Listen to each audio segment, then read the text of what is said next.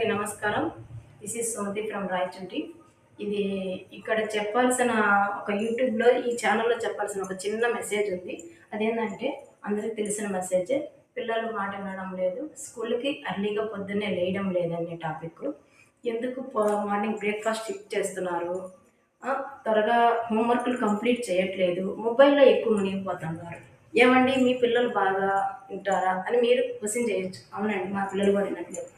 ఈ ఛానల్‌లో నేనిచ్చే మెసేజ్ వల్ల మా పిల్లలు కూడా ఇంప్రూవ్ అవుతారని ఒక హోప్‌తో చేస్తున్నాను. దయచేసి దీన్ని మిస్‌అండర్‌స్టాండ్ చేయొద్దండి.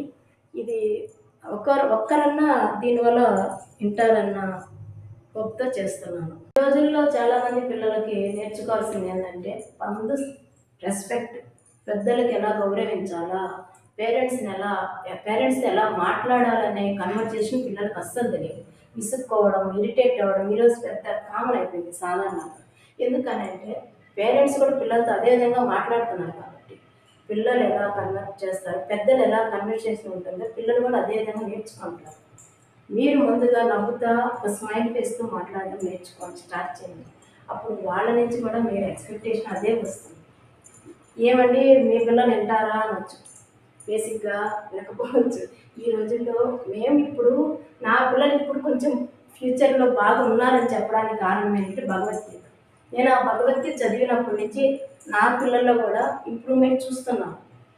మీరు కూడా మీ పిల్లలకి భగవద్గీత నేర్పించండి.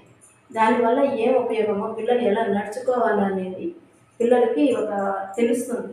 దాన్ని చదివించండి, దాని అర్థాలు చెప్పండి, నేర్పించండి. దానివల్ల ఫ్యూచర్‌లో మంచిగా బాగా ఇంప్రూవ్ అవుతారు. భగవాన్ సేవ అండి. ఈ భగవద్గీత చూడండి, నేను ఈ భగవద్గీత చదివి నా పిల్లలకి ధర్మబద్ధంగా ఎలా ఉండాలో నేర్పించాను. మీరు 10 మందికి భగవద్గీత చదివించండి. దీంట్లో ఉన్న శ్లోకాలకు అర్థాలు చెప్పండి. 10 మంది చేత ఈ భగవద్గీత నేర్పించి దీనివల్ల ధర్మంగా ఎలా నడుచుకోవాలో చెప్పండి. ఈ యుగంలో అధర్మం పెరిగిపోయింది కాబట్టి ధర్మంగా పిల్లల్ని నడిపించండి. ఆ ధర్మమే మిమ్మల్ని రక్షిస్తుంది. ధర్మో రక్షితి రక్షితః.